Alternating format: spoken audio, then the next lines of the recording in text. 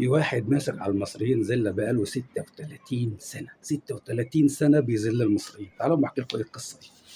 في كأس العالم سنة 90 مصر شاركت في البطولة دي اللي كانت في إيطاليا، وكان المدير الفني لينا وقتها رحمة الله عليه الكابتن محمود الجوهري، وكنا رايحين البطولة دي بخطة كنا أول مرة في حياتنا نسمعها، اسمها خطة التمثيل المشرف.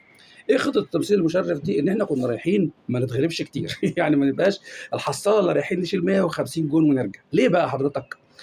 لان احنا كان في مجموعتنا ايرلندا، وايرلندا دي كان ماسكها جاكي شارلوتون، وكان فريق ليه شنه ورنه في العالم. انجلترا وكان ماسكها بوبي روبسون، واسماء تخض بدايه من حراسه المرمى بيتر شيلتون المرعب.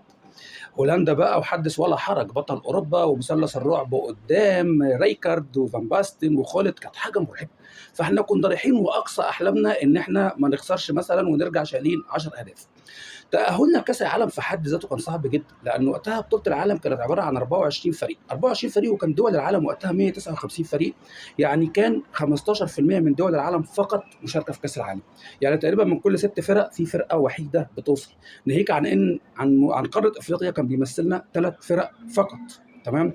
اما الان دلوقتي حالا احنا في كاس العالم السنه دي في امريكا 2026، فمشارك 48 فريق من اصل 196 دوله في العالم، يعني تقريبا نسبه 25%. يعني تقريبا من كل 4 دول في العالم بيتاهل دوله. مش بنقلل من انجاز تاهلنا لكاس العالم، ولكن بقول لك شويه فروق بسيطه، ان احنا كنا في مجموعه اقوى جدا جدا، دلوقتي المجموعه اللي احنا فيها اقل شويه.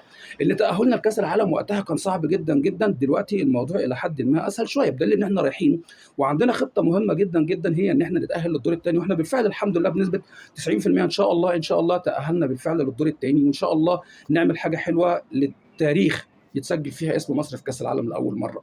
طيب، ليه بقى انا عامل لك الفيديو ده؟ انا عامل لك الفيديو ده عشان اقول لك حاجه مهمه قوي. الذله اللي ممسوكه علينا دي هي هدف الكابتن مجدي عبد الغني اللي بقاله 36 سنه بيذلنا بيه. لكن انا عايز اقول لك حاجه مهمه قوي. يمكن سنه 90 كان في ناس كتير منكم حضراتكم اللي بتتفرجوا علينا دلوقتي، انا مواليد 74، فانا كان وقتها عندي تقريبا 16 سنه، كنت في ثانوي تقريبا، انا مش فاكر يعني. كنت في ثانوي. انتوا ممكن لسه كان في ناس كتير منكم ما اتولدوش او ما يوعوش على الموضوع ده قوي يعني. عايز اقول لكم ان احنا فرحه هدف كابتن مجدي عبد الغني دي لا تقارن بفرحه اي هدف جابته مصر في تاريخها.